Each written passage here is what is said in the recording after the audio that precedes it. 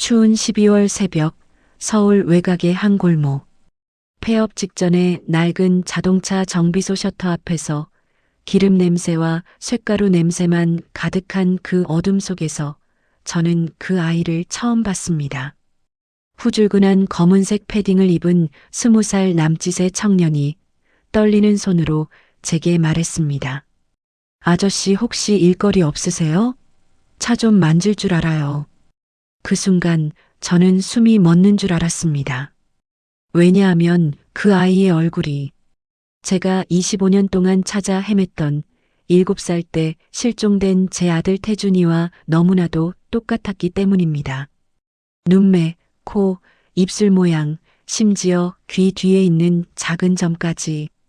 문제는 제 아들 태준이는 이미 17년 전에 사망 추정 판정을 받았다는 것입니다. 도대체 이 아이는 누구였을까요? 왜 하필 제 정비소 앞에 나타났을까요? 그리고 이 아이와 제 아들 사이에는 어떤 비밀이 숨겨져 있었던 걸까요? 지금부터 들려드릴 이야기는 단순히 닮은 사람을 만난 우연의 이야기가 아닙니다. 이건 피보다 진한 무언가에 대한 이야기이고 잃어버린 것을 찾는 과정에서 더 소중한 것을 발견한 이야기입니다. 그리고 무엇보다 가족이란 무엇인가에 대한 질문을 던지는 이야기입니다. 사연 시작하겠습니다. 먼저 구독과 좋아요를 눌러주시면 행복이 찾아옵니다. 제 이름은 도연수, 올해 62입니다. 40년 가까이 자동차만 만져왔습니다. 엔진 소리만 들어도 어디가 고장났는지 알 수 있고 차 밑에 들어가면 마치 집에 온 것처럼 편안했던 사람입니다. 한때는 줄 서서 차를 맡기던 정비소 사장이었습니다. 새벽 6시에 문을 열면 이미 세 대가 대기하고 있고 밤 10시가 넘어서야 셔터를 내릴 수 있었던 시절도 있었죠. 하지만 지금은 다릅니다. 하루에 손님 한 명도 안 오는 날이 더 많습니다. 아침에 셔터를 올리고 라디오를 틀고 낡은 의자에 앉아서 그저 시간이 가기만을 기다립니다. 벽에는 먼지 쌓인 공구들, 녹슨 잭, 오래된 타이어 몇 개, 그리고 제 책상 위에는 색이 바랜 액자 하나, 7살 태준이가 웃고 있는 사진입니다. 아내는 오래전에 떠났습니다. 아들을 잃은 후 우리 부부는 서로를 바라볼 수가 없었습니다. 같은 공간에 있어도 각자 다른 세계에 갇혀 있는 것 같았죠. 결국 아내는 이혼을 요구했고 저는 그저 고개를 끄덕였습니다. 태준이는 7살 때 교통사고로 실종됐습니다. 2000년 6월 14일 천호대교 근처에서였습니다. 차가 강물에 추락했고 아이의 시신은 끝내 찾지 못했습니다. 경찰은 10년 뒤 사망 추정 판정을 내렸습니다. 하지만 저는 믿을 수가 없었습니다. 시신이 없는데 어떻게 죽었다고 확신할 수 있죠? 그래서 저는 25년 동안 찾아 헤맸습니다. 전국의 고아원, 보호시설, 병원, 심지어 노숙자 쉼터까지. 태준이를 닮은 아이가 있다는 소식만 들으면 무조건 달려갔습니다. 하지만 매번 허탕이었습니다. 그렇게 저는 늙어갔습니다.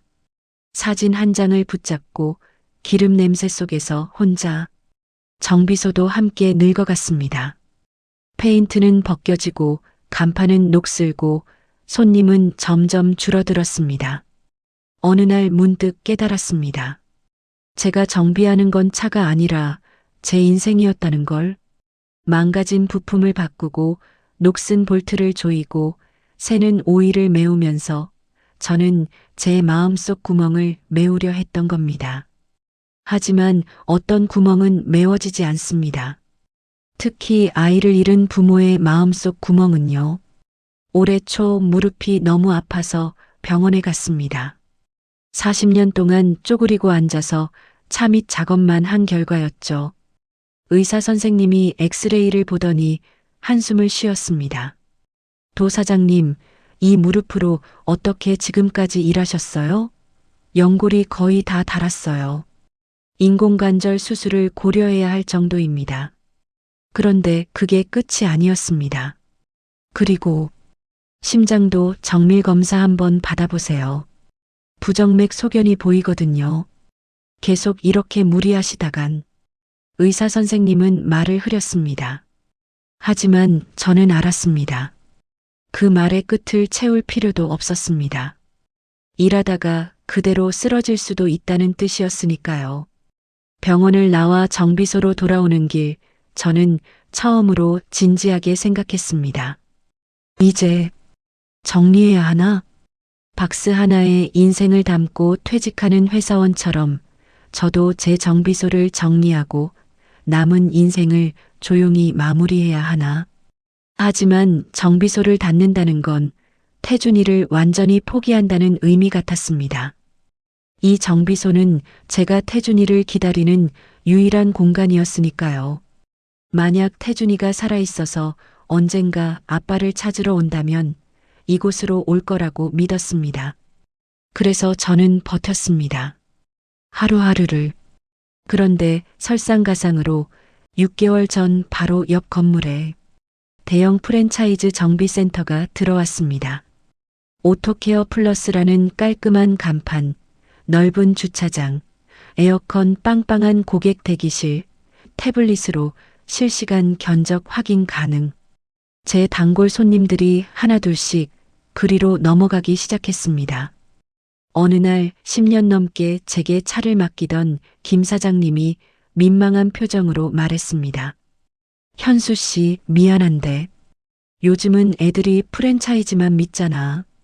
거기는 부품도 정품으로 쓴다고 하고 AS 보증도 해준다고 하고 나도 어쩔 수 없네. 저는 웃으며 말했습니다. 괜찮습니다, 김 사장님. 당연히 좋은 데로 가셔야죠. 하지만 속으로는 무너지고 있었습니다. 동네 젊은 정비소 업자들은 더 노골적으로 비웃었습니다. 현수 아저씨, 이제 시대가 바뀌었잖아요. 이런 낡은데 누가 와요? 에어컨도 없고 화장실도 더럽고 간판도 저게 뭐예요? 정비소가 아니라 고물상 같아요. 젊은 친구가 웃으며 던진 말이었지만 그 말은 제 가슴에 비수처럼 꽂혔습니다. 맞는 말이었으니까요. 저는 변화하지 못했습니다. 25년 전 그 자리에 그대로 멈춰 있었습니다. 태준이가 사라진 그날부터요. 손님이 줄어들자 수입도 줄었습니다. 월세를 내기도 빠듯해졌고 전기료가 밀리기 시작했습니다. 식사는 편의점 삼각김밥과 컵라면으로 때웠습니다. 어느 날 밤 저는 정비소 안에서 혼자 소주를 마셨습니다. 형광등 불빛 아래 녹슨 공구들과 먼지 쌓인 부품들 사이에서 저는 생각했습니다. 내 인생도 이 공구들처럼 녹슬어 가는구나. 그때였습니다. 셔터 밖에서 기침 소리가 들렸습니다. 2024년 12월 4일 새벽 5시 30분. 아직 해가 뜨기 전이었습니다. 저는 정비소에서 밤을 샌 후 셔터를 올리려던 참이었죠. 그런데 셔터 밖에서 누군가 기침을 하고 있었습니다. 콜록콜록, 마치 폐 속 깊은 곳에서 나오는 듯한 소리. 셔터를 열자 그 아이가 서 있었습니다. 낡은 검은색 패딩, 찢어진 청바지, 더러운 운동화. 손에는 낡은 공구 가방을 들고 있었고 얼굴은 창백했으며 입술은 바짝 말라 있었습니다. 하지만 제가 본 건 그게 아니었습니다. 저는 그 아이의 얼굴을 봤습니다. 그리고 심장이 멎는 줄 알았습니다. 태준이, 제 아들 태준이와 똑같은 얼굴, 눈매, 코, 입술의 모양, 이마의 넓이, 심지어 귀 뒤에 있는 작은 점까지. 저는 한동안 말을 못하고 그 아이를 쳐다봤습니다. 아이도 저를 쳐다봤습니다. 서로 얼어붙은 채로요. 그러다 아이가 먼저 입을 열었습니다. 저, 혹시 일거리 없으세요? 떨리는 목소리였습니다. 차, 좀 만질 줄 알아요. 고등학교 때 공업고 나와서요. 엔진 오일 교환이랑 타이어 교체, 브레이크 패드 정도는 할 수 있어요. 저는 정신을 차리려고 애썼습니다. 이름이 뭐지? 민우요. 김민우. 나이는 20입니다. 20. 만약 태준이가 살아있다면 25이었을 겁니다. 5살 차이. 저는 떨리는 손으로 물었습니다. 어디서 왔어? 고시원이요. 신림동 쪽에 있는. 근데 이번 달 월세를 못 내서 쫓겨났어요. 편의점 야간 일하다가 잘렸거든요. 민우는 고개를 숙였습니다. 죄송한데 하루 이틀만이라도 여기서 일하면서 잘 수 있을까요? 임금은 나중에 받아도 돼요. 그냥 비만 안 맞으면. 저는 그 순간 이상한 충동을 느꼈습니다. 이 아이를 보내면 안 된다는, 이 아이 안에 뭔가 답이 있다는. 들어와. 저는 셔터를 완전히 올렸습니다. 일단 들어와서 따뜻한 거 마셔. 그리고 우리 얘기 좀 하자. 민우는 정비소 안으로 들어왔습니다. 저는 전기포트로 뜨거운 물을 끓여서 믹스커피를 2잔 탔습니다. 민우는 컵을 2손으로 감싸쥐고 후후 불며 마셨습니다. 저는 슬쩍 관찰했습니다. 오른손으로 뒤통수를 긁는 버릇. 생각할 때 눈을 가늘게 뜨는 습관. 뜨거운 걸 마실 때 입을 삐죽 내미는 모습. 모두 태준이와 똑같았습니다. 저는 책상 서랍을 열었습니다. 그리고 액자를 꺼냈습니다. 민우야, 이 사진 좀 봐줄래? 민우는 액자를 받아들었습니다. 그리고 얼굴이 하얗게 굳었습니다. 이 사람. 민우의 손이 떨리기 시작했습니다.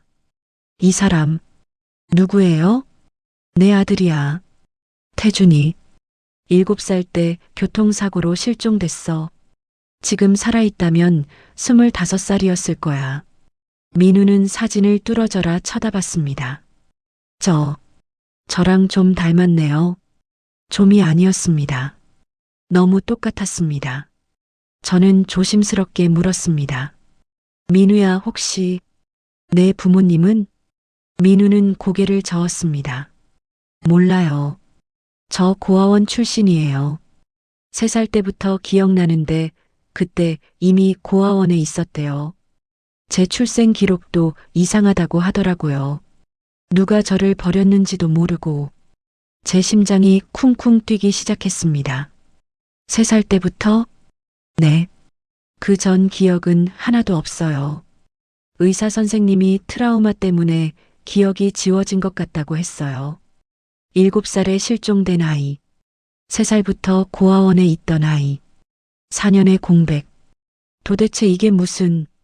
아저씨, 민우가 저를 쳐다봤습니다. 혹시 저랑 그 아드님이랑 관련이 있는 걸까요? 저는 대답할 수 없었습니다. 왜냐하면 저도 똑같은 질문을 하고 있었으니까요. 민우는 그날부터 정비소에서 일하기 시작했습니다. 처음에는 간단한 일부터 시켰습니다. 공구 정리, 청소, 부품 나르기. 하지만 민우는 예상보다 훨씬 뛰어났습니다. 둘째 날 손님이 한 명 왔습니다. 엔진에서 이상한 소리가 난다는 거였죠.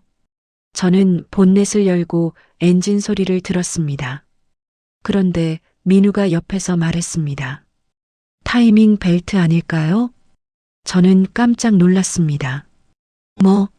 소리 들어보니까 타이밍 벨트가 헐거워진 것 같은데요. 확인해 봤더니 정확히 맞았습니다. 너 어떻게 알았어? 그냥 소리만 듣고도 알 수 있어요. 어릴 때부터 차 소리 듣는 게 좋았거든요. 저는 소름이 돋았습니다. 태준이도 그랬습니다. 5살 때부터 제 정비소에서 놀면서 차 소리를 듣는 걸 좋아했죠. 어떤 차가 지나가면 아빠 저 차 엔진 아프대라고 말하곤 했습니다. 그리고 신기하게도 맞았어요. 민우는 말이 없었지만 손은 빨랐습니다. 차 밑에 들어가는 것도 두려워하지 않았고 기름 묻는 것도 전혀 신경 쓰지 않았습니다. 그리고 무엇보다 그 아이가 일하는 모습을 보고 있으면 마치 태준이가 자라서 제 옆에서 일하는 것 같은 착각이 들었습니다. 어느 날 저녁 저는 민우에게 물었습니다. 민우야, 차 만지는 거 배운 적 있어? 공업고등학교에서요. 그게 아니라 그 전에 어렸을 때. 민우는 잠시 생각하더니 고개를 저었습니다. 잘 모르겠어요. 근데 가끔 꿈을 꿔요. 무슨 꿈? 누군가가 제 손을 잡고 차 밑으로 들어가는 꿈이요. 그 사람이 웃으면서 뭐라고 말하는데 목소리가 안 들려요. 근데 따뜻한 느낌이에요. 저는 가슴이 먹먹해졌습니다. 태준이가 5살 때 저는 태준이 손을 잡고 차 밑으로 들어가서 엔진을 보여준 적이 있습니다. 태준아, 이게 자동차의 심장이야. 우리 심장처럼 뛰는 거지. 태준이는 신기해하며 웃었습니다. 그 기억이 민우의 꿈속에 남아있는 걸까요? 저는 더 이상 참을 수 없었습니다. 민우가 잠든 밤, 저는 민우의 가방을 조심스럽게 열어봤습니다. 죄송하지만 어쩔 수 없었습니다. 진실을 알아야 했으니까요. 가방 안에는 낡은 주민등록증, 통장, 그리고 고아원에서 받은 서류 몇 장이 있었습니다. 저는 서류를 펼쳐봤습니다. 그리고 이상한 점들을 발견했습니다. 출생신고일 2007년 3월 15일. 하지만 실제 출생일은 기록되어 있지 않음. 3살 이전 기록 전혀 없음. 보호자 이름이 2번 변경된 흔적. 주소가 짧은 기간에 여러 번 바뀜. 마치 누군가가 의도적으로 이 아이의 흔적을 지운 것처럼 보였습니다. 저는 인터넷으로 2000년 6월 14일 천호대교 교통사고 기록을 다시 찾아봤습니다. 차량은 강물에 추락, 운전자 시신 발견됨, 동승자 7세 남아 시신 미발견, 실종 신고 접수, 10년 뒤 사망 추정 판정. 그런데 만약 태준이가 살아남았다면? 강물에서 구조됐는데 기억을 잃고 다른 사람에게 발견됐다면? 그리고 그 사람이 태준이를 고아원에 맡기고 신분을 조작했다면? 너무 억지스러운 추측이었습니다. 하지만 설명되지 않는 너무 많은 일치들이 있었습니다. 다음 날 아침 저는 민우에게 조심스럽게 물었습니다. 민우야, 혹시 내가 기억하는 가장 오래된 기억이 뭐야? 민우는 잠시 생각하더니 말했습니다. 물이요. 물? 네. 차가운 물에 빠진 기억이요. 숨을 쉴 수가 없고 무서웠어요. 근데 누군가가 저를 끌어올렸어요. 얼굴은 안 보이는데 따뜻한 손이었어요. 저는 온몸에 소름이 돋았습니다. 그게 언제였어? 몰라요. 근데 제가 아주 어렸을 때요. 그 후로는 고아원 침대에서 눈을 뜬 기억만 있어요. 일주일 후, 제 오랜 단골 손님인 박 사장님이 정비소에 찾아왔습니다. 박 사장님은 25년 전부터 제게 차를 맡기던 분이었습니다. 태준이가 실종됐을 때도 제가 이혼했을 때도 옆에서 묵묵히 지켜봐 주신 분이었죠. 현수야, 오랜만이다. 박 사장님. 어쩐 일이세요? 박 사장님은 웃으며 봉투 하나를 꺼냈습니다. 이거 정리하다가 나왔는데 넣어줄까 해서. 봉투 안에는 오래된 장난감 자동차가 들어 있었습니다. 빨간색 미니카. 25년 전 제가 태준이 생일 선물로 사준 것과 똑같은 모델. 이거 태준이가 어렸을 때 가지고 놀던 거랑 똑같지? 내가 우연히 골동품 가게에서 똑같은 거 발견해서 샀어. 내가 가지고 있으면 좋을 것 같아서. 저는 장난감 차를 받아들었습니다. 손가락으로 만지니 눈물이 날 것 같았습니다.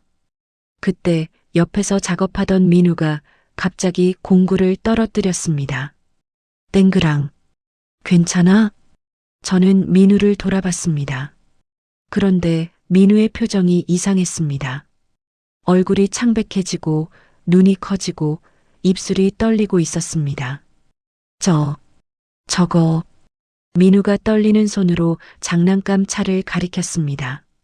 저거, 제가 어릴 때 가지고 있던 거랑 똑같아요. 박 사장님이 놀라서 물었습니다.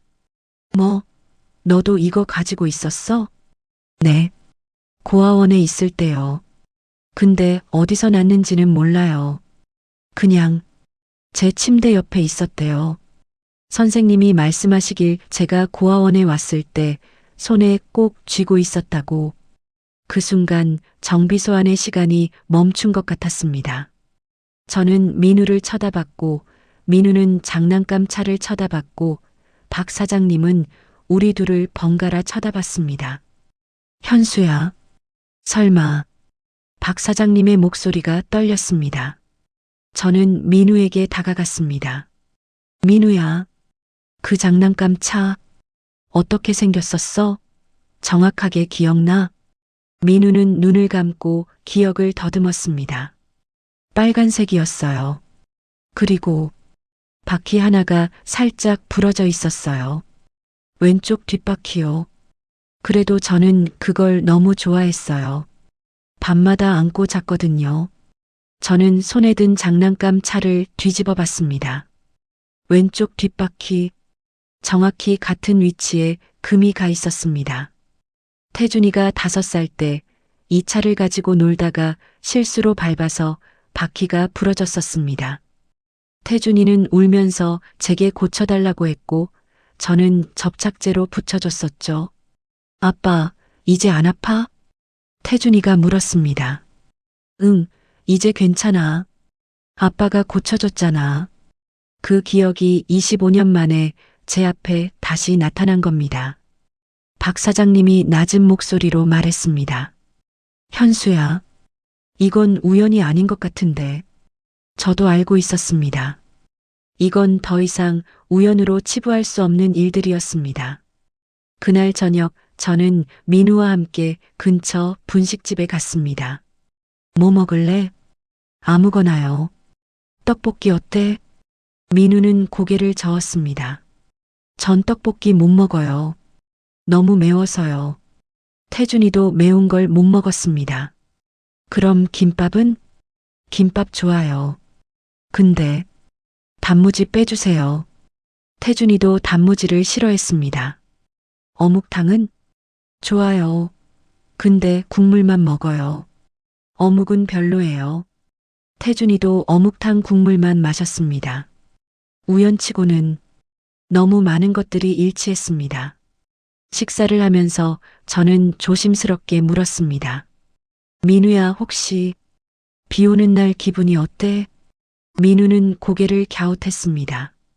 좋아요. 빗소리 들으면 마음이 편안해져요.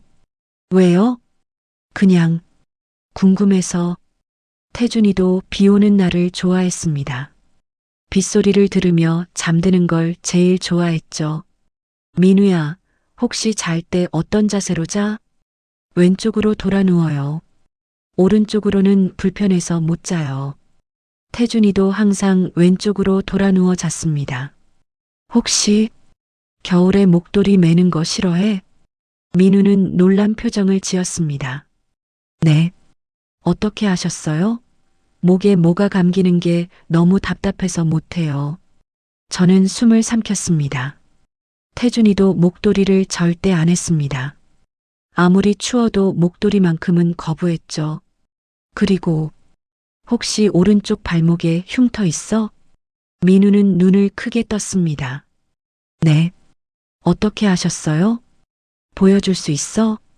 민우는 양말을 내렸습니다. 오른쪽 발목 안쪽에 길쭉한 흉터가 있었습니다.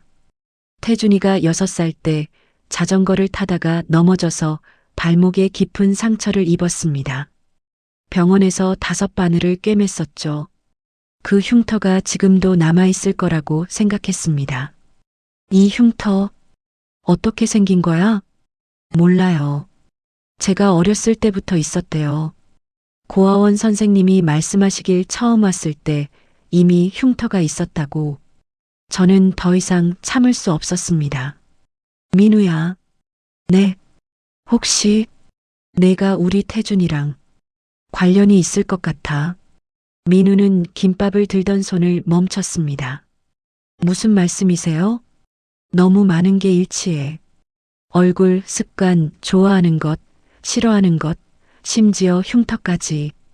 이게 우연일 수가 없어. 민우는 고개를 저었습니다. 하지만 저는 기억이 없어요. 제 부모님이 누군지도 모르고 어디서 왔는지도 몰라요. 그래.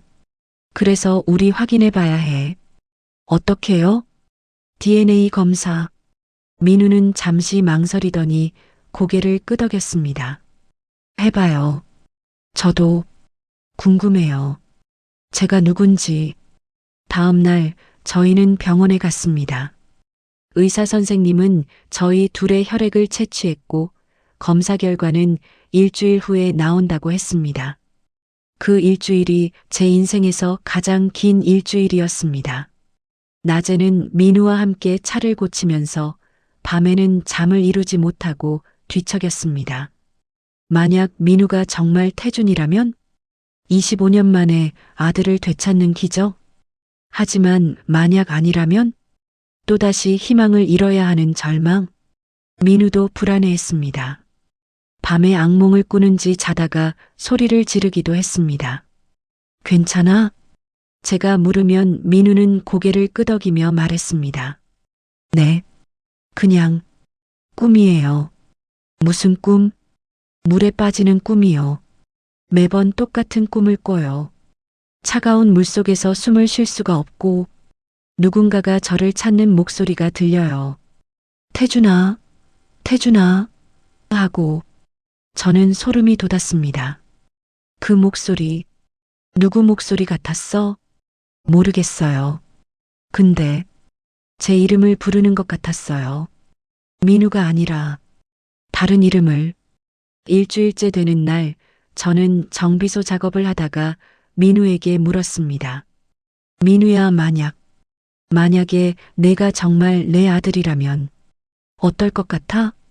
민우는 렌치를 들고 있다가 저를 쳐다봤습니다. 솔직히 잘 모르겠어요. 근데 아저씨랑 있으면 편해요. 처음 보는 사람 같지 않아요.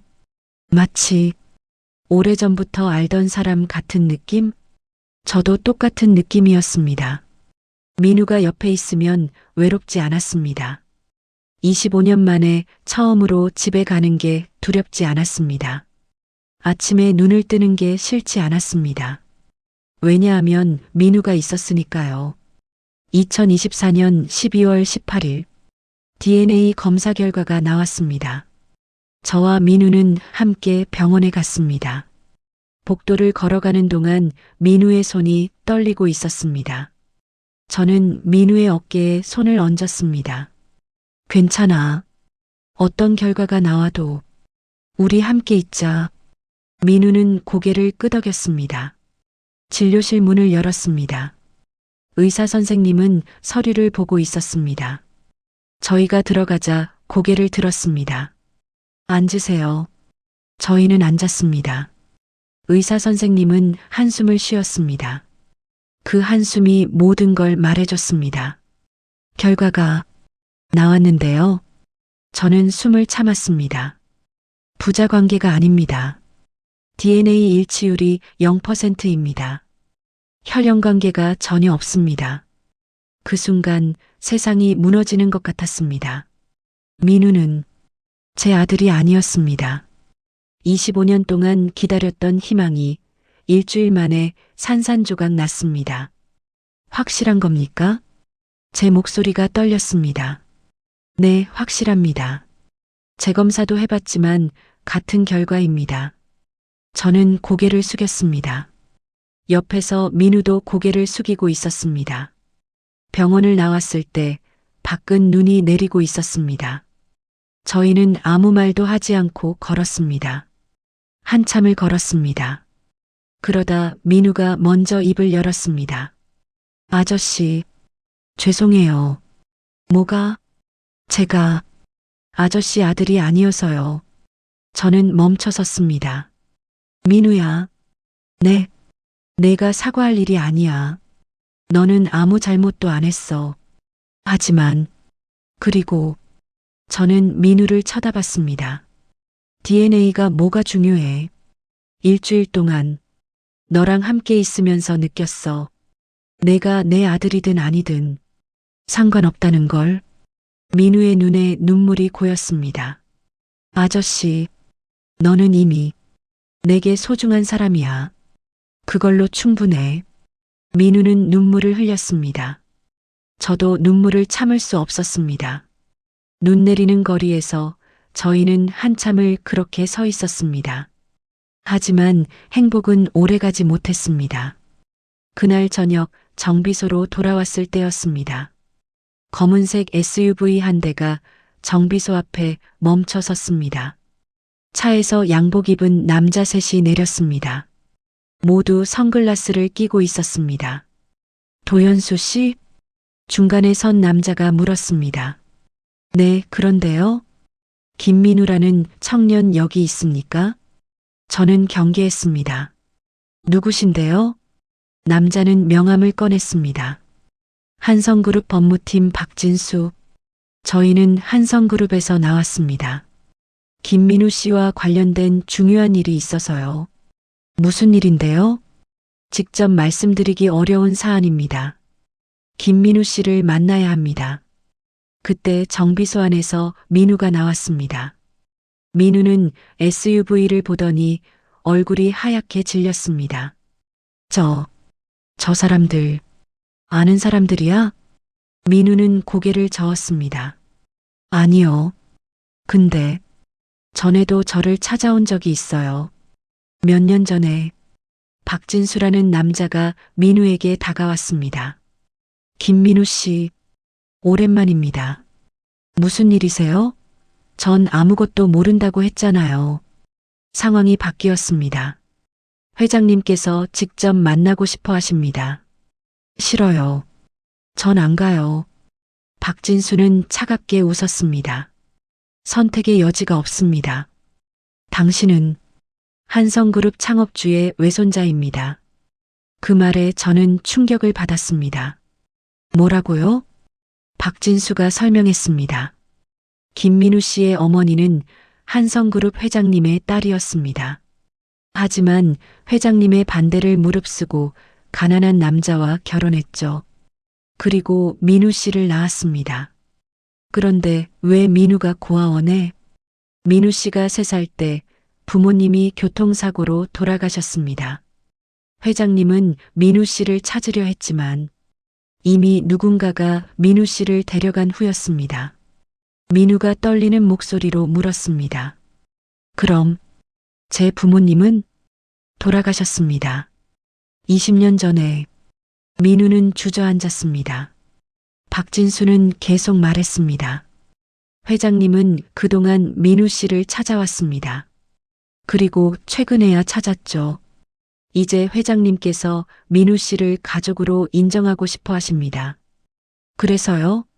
제가 물었습니다. 그래서 민우를 데려가겠다는 겁니까? 박진수는 저를 쳐다봤습니다. 도연수 씨, 이건 당신과는 관계없는 일입니다. 민우 씨는 한성그룹의 상속자입니다. 이런 곳에서 이렇게 살 사람이 아닙니다. 민우가 어떻게 살지는 민우가 정할 일입니다. 하지만 법적으로 뭡니까? 민우는 성인입니다. 스스로 선택할 수 있어요. 박진수는 냉소를 지었습니다. 도연수 씨, 현실을 보십시오. 당신은 망해가는 정비소 사장이고 민우 씨는 재벌 상속자입니다. 당신이 민우 씨에게 뭘 해줄 수 있습니까? 그 말이 가슴에 박혔습니다. 맞는 말이었습니다. 저는 민우에게 아무것도 해줄 수 없었습니다. 민우가 일어났습니다. 아저씨, 전 안 가요. 여기 있을래요. 민우야, 아저씨가 좋아요. 여기가 좋아요. 전 돈 같은 거 필요 없어요. 박진수가 한숨을 쉬었습니다. 며칠 드리겠습니다. 생각해 보세요. 하지만 결국 가셔야 합니다. 회장님은 기다리고 계십니다. SUV는 떠났습니다. 저와 민우는 정비소 안에 남았습니다. 민우는 떨고 있었습니다. 아저씨, 전 어떡하죠? 저는 대답할 수 없었습니다. 그날 이후 모든 게 무너지기 시작했습니다. 다음 날 정비소 앞에 또 SUV가 왔습니다. 이번엔 기자들이었습니다.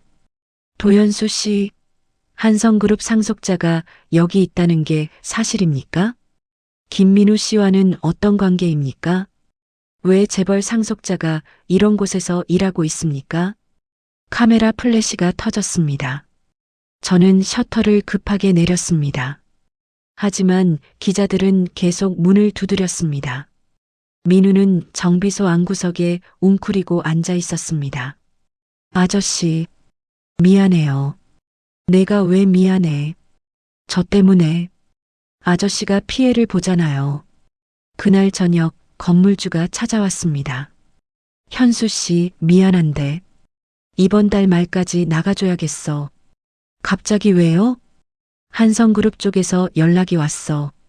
여기 재개발한다고. 보상금 주겠다고 하더라고. 나도 어쩔 수 없어. 정비소를 잃게 됐습니다. 40년 동안 지켜온 제 삶의 터전이 하루아침에 무너졌습니다. 민우는 더욱 괴로워했습니다. 아저씨, 제가 떠나면 아저씨는 계속 여기 있을 수 있는 거 아니에요? 저는 고개를 저었습니다. 이미 재개발 결정이 난 거야. 내가 가든 안 가든 여기는 없어져. 하지만 괜찮아. 어차피 나도 이제 은퇴할 나이야. 거짓말이었습니다. 괜찮지 않았습니다. 하지만 민우에게 짐을 지우고 싶지 않았습니다. 일주일 후 박진수가 다시 찾아왔습니다. 결정하셨습니까? 민우는 고개를 끄덕였습니다. 갈게요. 저는 깜짝 놀랐습니다. 민우야. 민우는 저를 쳐다보지 않았습니다. 아저씨, 죄송해요. 근데 전 가야 할 것 같아요. 왜? 아저씨가 저 때문에 피해를 보잖아요. 정비소도 잃고 제가 있으면 아저씨만 힘들어요. 그런 거 신경 쓰지 마. 나는 그리고 민우가 처음으로 저를 똑바로 쳐다봤습니다. 전 제 부모님이 누군지 알고 싶어요. 어떤 사람들이었는지, 왜 돌아가셨는지, 그걸 알아야 제가 누군지 알 수 있을 것 같아요. 저는 아무 말도 할 수 없었습니다. 민우의 선택을 존중해야 했습니다. 알았어. 아저씨. 근데 약속해. 힘들면 언제든 돌아와. 여기는 항상 내 자리가 있을 거야. 민우는 눈물을 흘리며 고개를 끄덕였습니다. 다음 날 민우는 떠났습니다. SUV를 타고 저를 뒤돌아보며 손을 흔들며 저는 그 차가 보이지 않을 때까지 손을 흔들었습니다. 그리고 혼자 남았습니다. 2025년 1월 15일 저는 폐업 신고서를 냈습니다. 40년 동안 운영했던 정비소의 마지막 날 저는 혼자서 공구들을 박스에 담았습니다. 렌치, 드라이버, hä머, 잭 하나하나 손에 쥘 때마다 추억이 떠올랐습니다. 태준이가 5살 때 이 렌치를 들고 아빠처럼 할 거야 하고 웃던 모습, 민우가 처음 와서 이 공구들로 차를 고치던 모습, 모든 게 어제 일 같았습니다. 벽에 걸린 액자를 내렸습니다. 태준이 사진. 태준아, 아빠 이제 여기 못 있어. 미안하다. 저는 사진에 대고 말했습니다. 셔터를 마지막으로 내렸습니다. 덜컹. 그 소리가 제 인생의 한 장을 닫는 소리 같았습니다. 저는 작은 원룸으로 이사했습니다. 정비소 철거 보상금으로 겨우 보증금을 냈습니다. 방 안에는 침대 하나, 책상 하나, 그리고 박스 몇 개. 40년 인생이 이게 전부였습니다. 저는 매일 창밖을 보며 시간을 보냈습니다. 민우는 연락이 없었습니다. 전화번호도 바뀌었습니다. 저는 뉴스에서 민우를 봤습니다. 한성그룹, 잃어버린 상속자 찾아, 감동의 재회.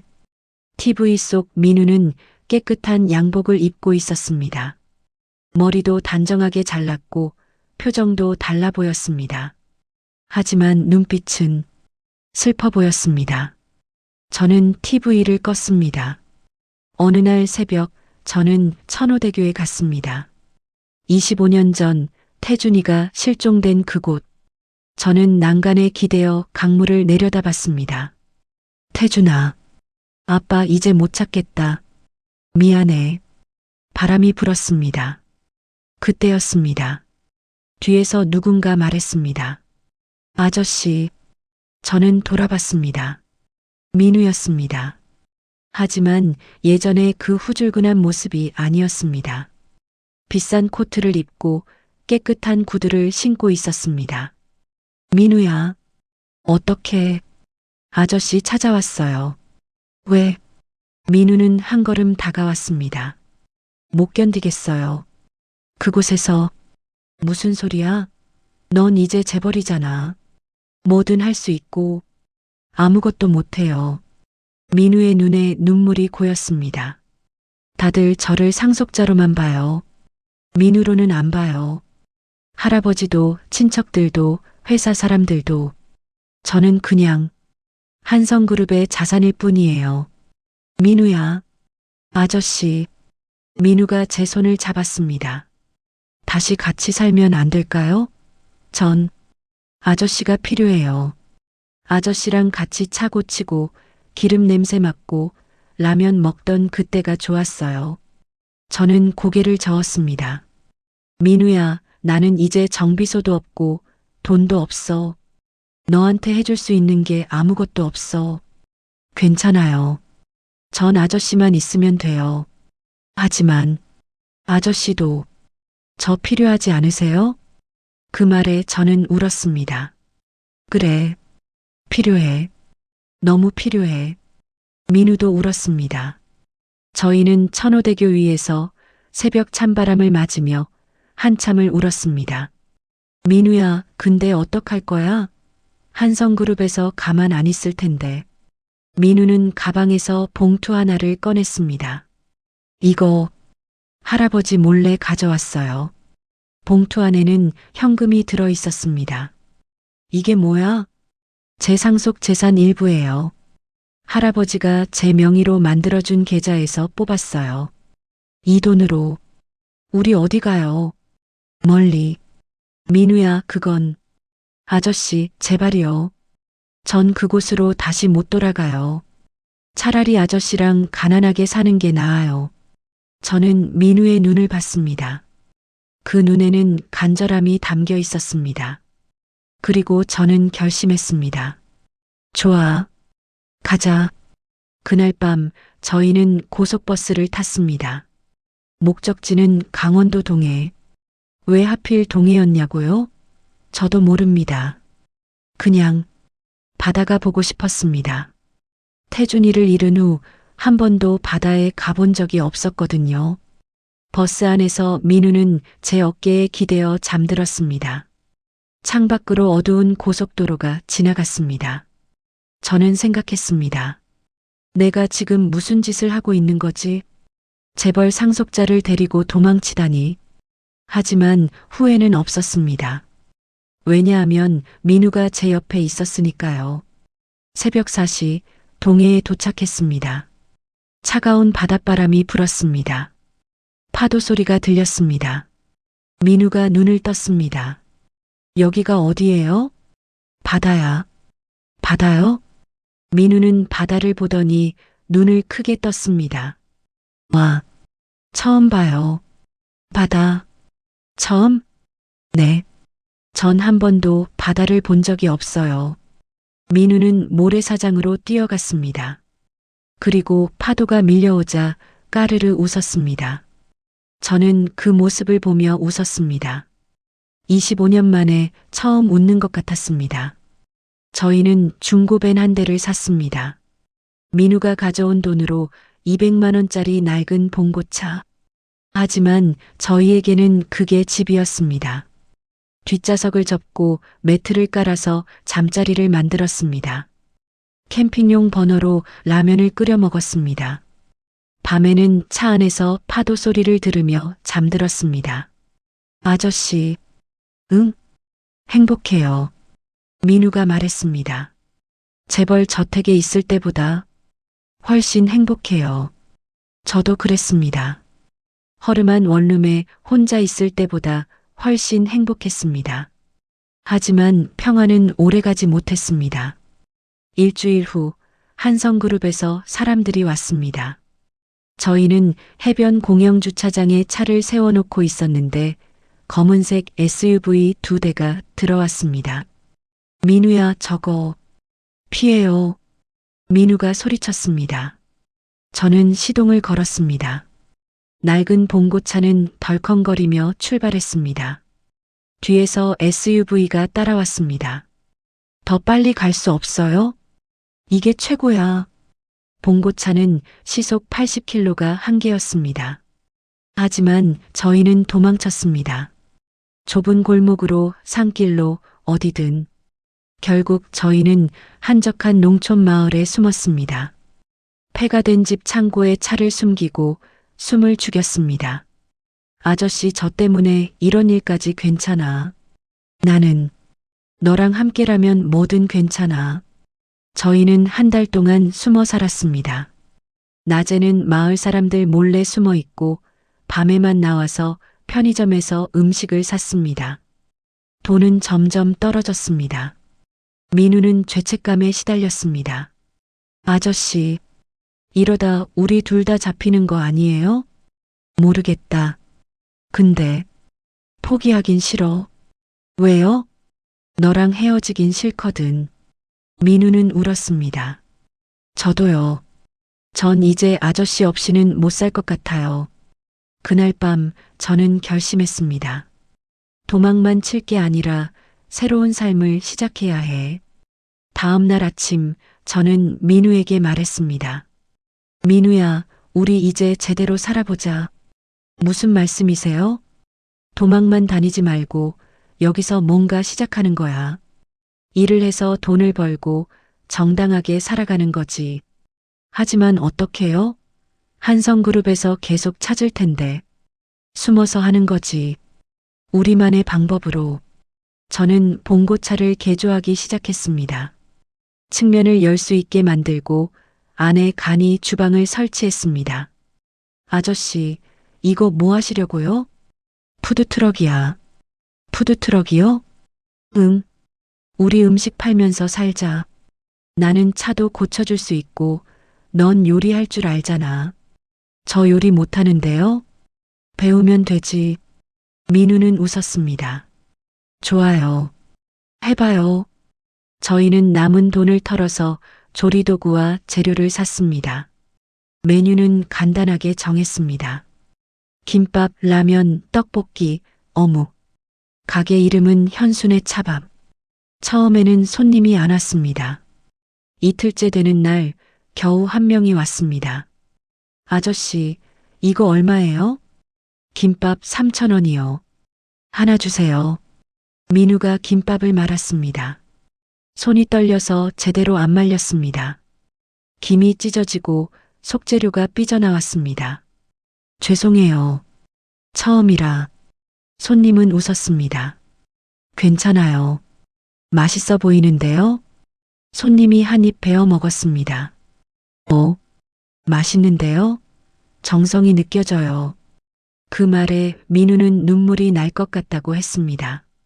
그날 이후 입소문이 났습니다. 해변에 있는 푸드트럭 가봤어? 김밥이 진짜 맛있어. 그 아저씨랑 아들이 같이 하던데 보기 좋더라. 손님이 조금씩 늘기 시작했습니다. 어느 날 단골 할머니가 물었습니다. 현수 씨, 이 친구가 아들이에요? 저는 민우를 쳐다봤습니다. 민우도 저를 쳐다봤습니다. 저는 웃으며 말했습니다. 네, 아들입니다. 할머니가 웃었습니다. 그러게요. 닮았어요. 특히 웃을 때 민우가 작은 목소리로 말했습니다. 네, 저 아버지예요. 그 말을 들었을 때 제 가슴이 뭉클했습니다. DNA는 아니어도 저희는 가족이었습니다. 하지만 행복은 다시 한번 깨졌습니다. 3개월째 되던 날 박진수가 다시 나타났습니다. 푸드트럭 앞에 SUV가 멈춰 섰습니다. 찾았습니다. 박진수가 냉소를 지으며 말했습니다. 도연수 씨, 김민우 씨를 유괴한 혐의로 고소하겠습니다. 유괴라니요? 민우는 스스로 선택해서 저랑 있는 겁니다. 법적으로는 유괴입니다. 미성년자도 아닌데 무슨 유괴냐고요? 하지만 민우 씨는 정신적으로 불안정한 상태였고 당신이 그걸 이용했습니다. 민우가 앞으로 나섰습니다. 아닙니다. 아저씨는 아무 잘못 없어요. 민우 씨, 당신은 한성그룹의 상속자입니다. 이런 곳에서 이렇게 살 사람이 아닙니다. 전 여기가 좋아요. 지금은 그렇게 생각하겠죠. 하지만 나중에 후회할 겁니다.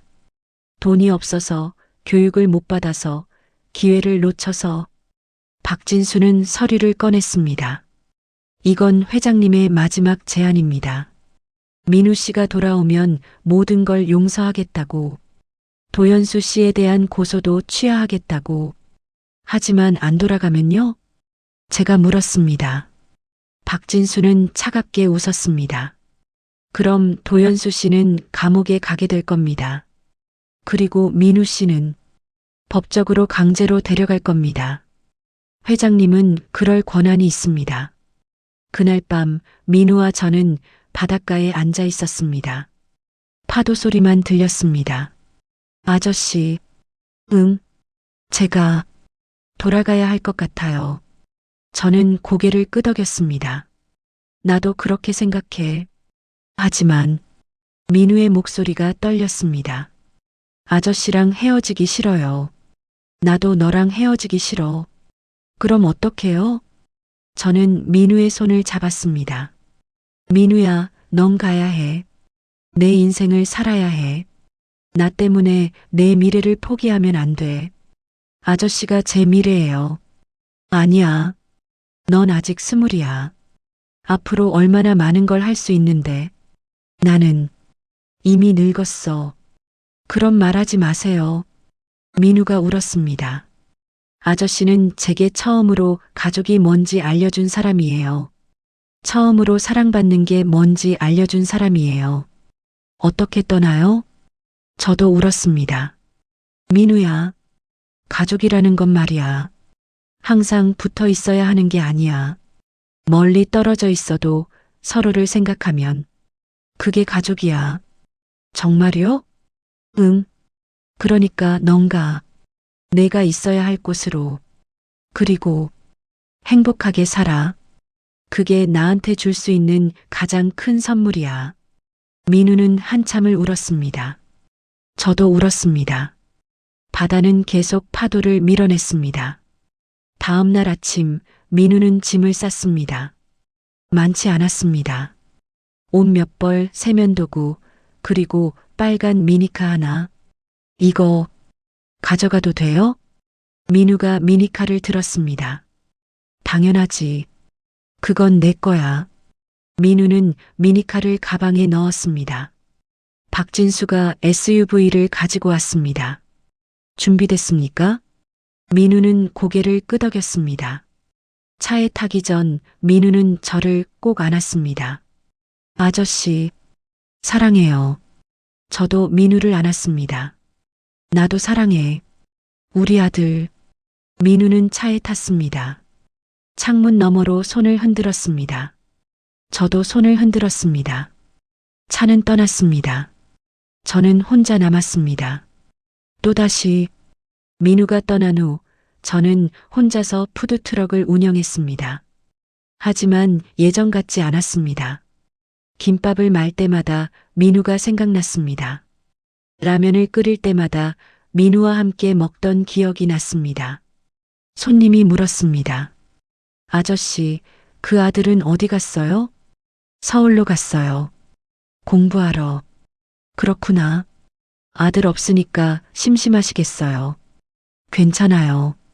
하지만 괜찮지 않았습니다. 너무 외로웠습니다. 3개월 후 편지 한 통. 어느 날 우편함에 편지가 와 있었습니다. 발신인 김민우. 저는 떨리는 손으로 편지를 열었습니다. 아저씨, 잘 지내세요? 저는 그럭저럭 지내고 있어요. 할아버지는 저한테 많은 걸 해주려고 하세요. 학교도 보내주시고, 차도 사주시고. 근데 행복하지 않아요. 매일 밤 아저씨 생각을 해요. 푸드트럭에서 같이 김밥 말던 기억. 바닷가에서 파도 소리 들으며 잤던 기억. 다 그리워요. 아저씨, 저 다시 가도 될까요? 아니면 아저씨가 여기로 오시면 안 될까요? 할아버지한테 말씀드려 볼게요. 아저씨를 제 가족으로 소개하고 싶어요. 기다릴게요. 민우 올림. 저는 편지를 읽으며 울었습니다. 일주일 후 민우가 직접 찾아왔습니다. 이번에는 혼자 운전해서 왔습니다. 아저씨, 민우가 뛰어와서 저를 안았습니다. 민우야, 어떻게 할아버지를 설득했어요. 뭐? 민우는 웃었습니다. 아저씨를 저희 집안의 일원으로 인정해 달라고요. 법적으론 어렵지만 마음으로는 가능하잖아요. 그래서 할아버지가 동의하셨어요. 조건이 있긴 한데.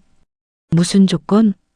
제가 대학을 졸업하고 회사 일을 배우는 동안 아저씨가 저를 돕는 거예요. 보호자로서요. 보호자? 네. 할아버지가 말씀하시길 아저씨 같은 분이 옆에 있으면 제가 바르게 잘할 수 있을 거라고. 저는 놀랐습니다. 정말? 네. 그러니까 아저씨 서울로 가요. 저랑 같이 살아요. 저는 민우와 함께 서울로 갔습니다. 한성그룹 회장은 저를 따뜻하게 맞아줬습니다. 도연수 씨 고맙습니다. 민우를 찾아준 것도 고맙고 민우에게 가족이 뭔지 알려준 것도 고맙습니다. 회장님은 연세가 많았지만 눈빛은 따뜻했습니다. 민우가 당신을 정말 아버지처럼 생각합니다. 부디 민우 곁에 있어 주세요. 저는 고개를 숙였습니다. 감사합니다. 민우와 저는 한성그룹 부속 건물에 작은 집을 얻었습니다. 민우는 대학에 다니기 시작했고 저는 민우를 돌보며 살았습니다. 아침마다 민우를 깨우고 아침을 만들어주고 학교 보내고 저녁에는 함께 저녁을 먹고 TV를 보고 이야기를 나눴습니다. 그렇게 1년이 흘렀습니다. 어느 날 회장님이 저를 불렀습니다. 도연수 씨, 제가 조사를 좀 했습니다. 무슨 조사요? 민우에 대한 조사입니다. 민우가 어떻게 고아원에 가게 됐는지. 회장님은 서류를 꺼냈습니다. 2000년 6월 14일 천호대교 근처에서 교통사고가 있었습니다. 저는 깜짝 놀랐습니다. 그날은 네, 당신 아들이 실종된 날입니다. 그리고 같은 날 같은 장소에서 다른 차 한 대가 더 강물에 빠졌습니다. 뭐라고요? 민우 부모님의 차였습니다. 민우와 민우 부모님이 탄 차였죠. 저는 숨이 멎는 줄 알았습니다. 그럼, 네. 두 사고가 거의 동시에 일어났습니다. 혼란 속에서 구조대가 아이 둘을 건졌는데 회장님은 잠시 말을 멈췄습니다. 신원을 잘못 파악한 겁니다. 무슨 말씀이신지. 도연수 씨의 아들 태준이는 구조됐습니다. 그리고 민우도 구조됐습니다. 하지만 혼란 속에서 두 아이의 신원이 뒤바뀌었습니다. 저는 머리가 하얗게 변했습니다. 그럼 태준이는 한성가의 아이로 입양됐고 민우는 고아원으로 갔습니다. 두 아이 모두 기억을 잃었고 아무도 진실을 몰랐습니다. 그럼 태준이는 어디에? 회장님은 슬픈 표정을 지었습니다. 3년 전에 돌아가셨습니다. 병으로. 저는 주저앉았습니다. 태준이는 살아 있었던 겁니다. 20년 동안. 하지만 제가 모르는 곳에서. 그리고 이미 세상을 떠났습니다. 그리고 민우는. 회장님이 말을 이었습니다. 민우는 제 친손자가 아니었습니다. 하지만 이제 상관없습니다. 민우는 제 가족입니다. 저는 울었습니다. 25년 만에 진실을 알게 됐습니다. 하지만 태준이는 이미 없었습니다. 저는 민우에게 진실을 말했습니다. 민우야, 내 진짜 부모님은 한성그룹 회장님의 딸이 맞아. 네, 알아요. 근데 너랑 우리 태준이가 뒤바뀌었어. 민우는 눈을 크게 떴습니다. 무슨 말씀이세요? 저는 모든 걸 설명했습니다. 교통사고, 신원착오, 태준이의 죽음. 민우는 듣고 나서 한참 동안 말이 없었습니다. 그럼 저는 너는 내 부모님의 아들이 맞아. 그리고 태준이는 내 아들이 맞았어. 그럼 우리는. 민우가 저를 쳐다봤습니다.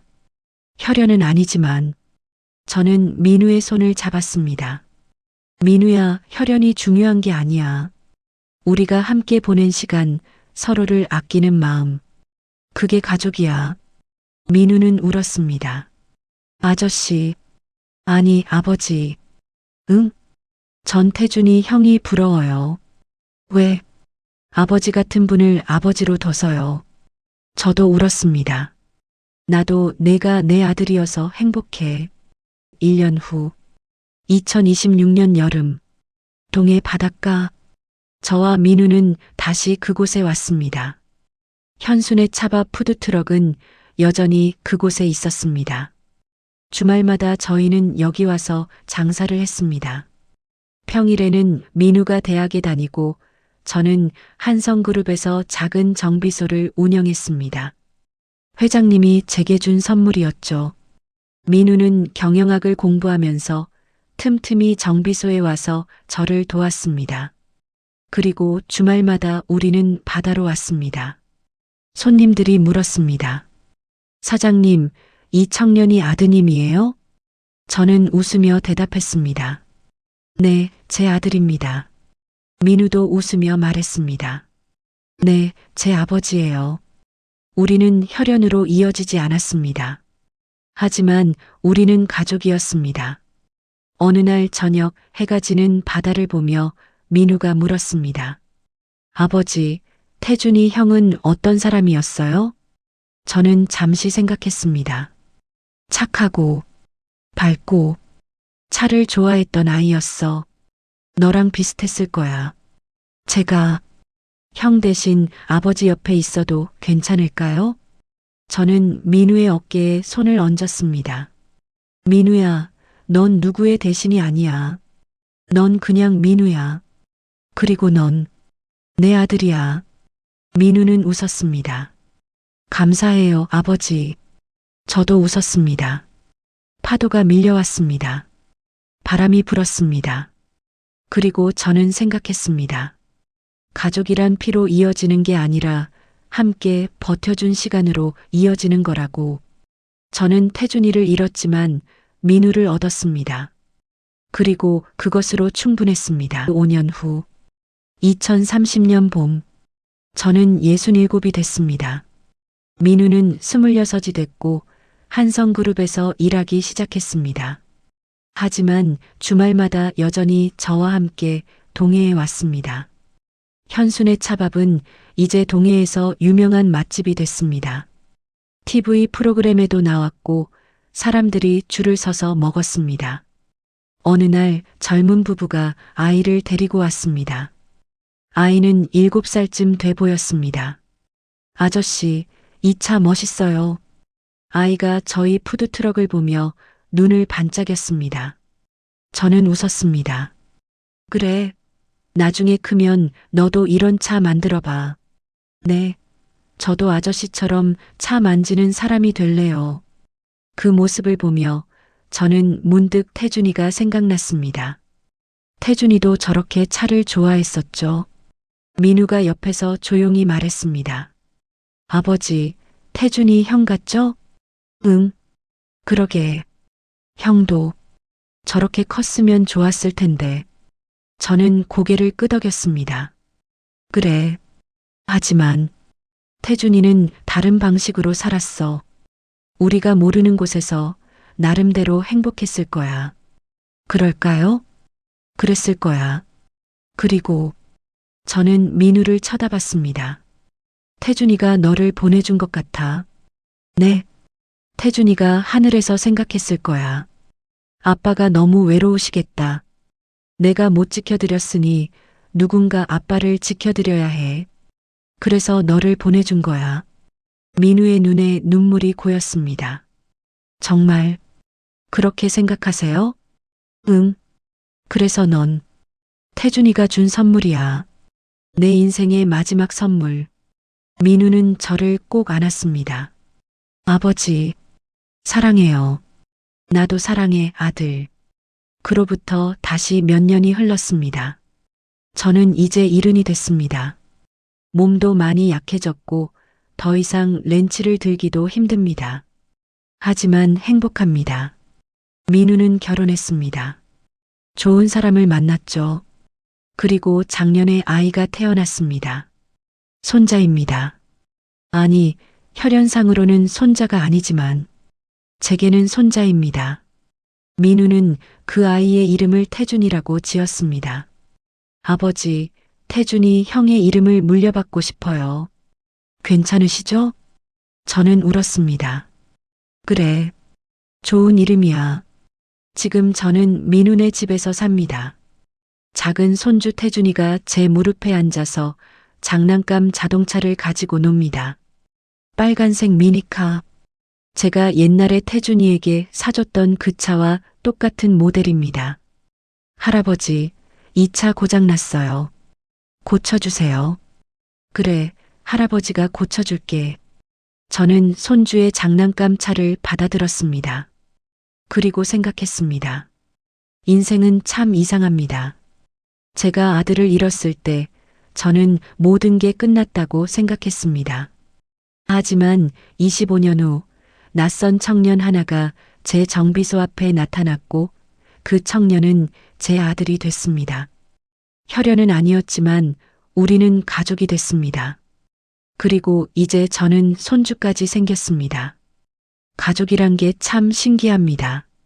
DNA로 이어지는 게 아니라 마음으로 이어지는 거더라고요. 함께 울고, 함께 웃고, 함께 밥 먹고, 함께 버텨주는 것. 그게 가족이더라고요. 어느 일요일 오후, 민우네 가족과 저는 동해 바닷가에 왔습니다. 현순의 차밥 푸드트럭은 이제 민우 부부가 운영합니다. 저는 의자에 앉아서 그 모습을 지켜봅니다. 민우가 김밥을 말고 민우 아내가 라면을 끓이고 손주 태준이가 손님들에게 물을 가져다 줍니다. 할아버지, 물 드세요. 태준이가 종종 걸음으로 달려와서 제게 물을 건넵니다. 고맙다, 우리 태준이. 저는 물을 마시며 바다를 봅니다. 파도가 밀려옵니다. 갈매기가 웁니다. 바람이 붑니다. 그리고 저는 생각합니다. 만약 첫 번째 태준이가, 제 진짜 아들 태준이가 하늘에서 이 모습을 보고 있다면 뭐라고 할까요? 아마도 이렇게 말하지 않을까요? 아빠 잘했어요. 혼자 외롭지 않게 해줘서 고마워요. 그리고 민우 형, 우리 아빠 잘 부탁해요. 막내 태준이, 너도 할아버지 잘 모셔드려. 저는 하늘을 올려다봅니다.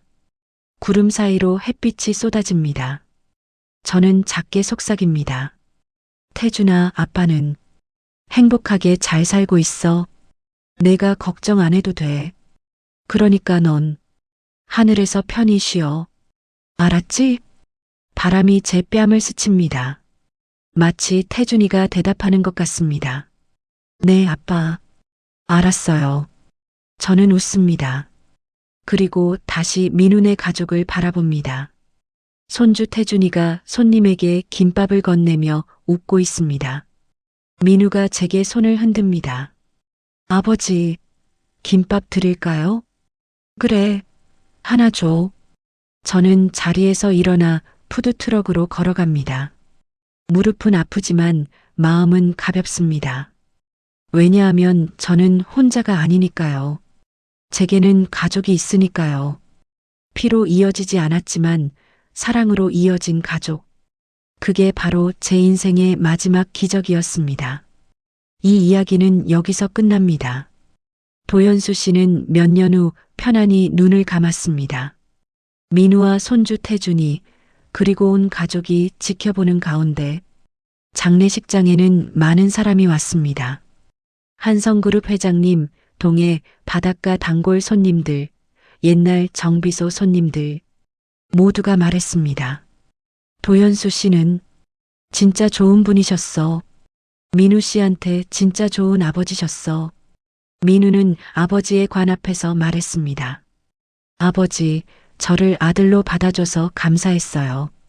혈연이 아니었지만 아버지는 제게 진짜 아버지였어요. 이제 하늘에서 태준이 형 만나서 함께 편히 쉬세요. 사랑해요, 아버지. 관 속 도연수 씨의 얼굴은 평화로웠습니다. 마치 꿈을 꾸는 것처럼 그 꿈속에서 도연수 씨는 어린 태준이를 만났습니다.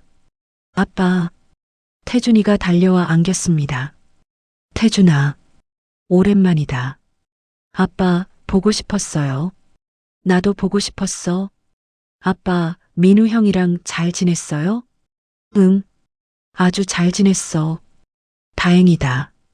제가 민우 형 보냈거든요. 내가? 태준이가 웃었습니다. 네.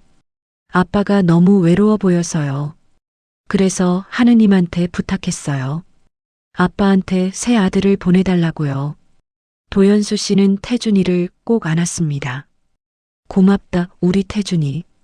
아빠, 이제 여기서 저랑 같이 살아요. 엄마도 여기 있어요. 엄마도? 멀리서 도연수 씨의 아내가 손을 흔들고 있었습니다. 도연수 씨는 눈물을 흘리며 걸어갔습니다. 동해 바닷가, 현순의 차밥 푸드트럭 앞에 작은 표지판이 세워졌습니다. 도연수 씨를 기리며 2024에서 2030 가족은 피가 아니라 사랑입니다. 민우는 매년 아버지 기일이 되면 이곳에 와서 김밥을 만듭니다. 그리고 바다를 향해 김밥 한 줄을 놓아줍니다. 아버지, 저 잘 지내고 있어요. 걱정 마세요. 파도가 김밥을 가져갑니다. 마치 도연수 씨가 받아가는 것처럼 손주 태준이가 민우의 손을 잡고 물었습니다. 아빠, 할아버지는 지금 어디 계세요? 민우는 하늘을 가리켰습니다. 저기, 별이 된 거야. 밤마다 우리를 지켜보고 계셔. 그럼 할아버지가 우리 보고 계세요? 응, 항상. 태준이가 하늘을 향해 손을 흔들었습니다. 할아버지, 사랑해요. 그 순간 바람이 불었습니다. 따뜻한 바람. 민우는 알았습니다. 아버지가 대답하는 거라는 걸. 나도 사랑한다, 아들아. 손주야. 민우는 웃으며 푸드트럭으로 돌아갔습니다. 오늘도 손님들이 기다리고 있으니까요. 그리고 이 가게를, 이 이야기를 계속 이어가야 하니까요. 가족의 이야기를, 피가 아닌 사랑으로 이어진 가족의 이야기를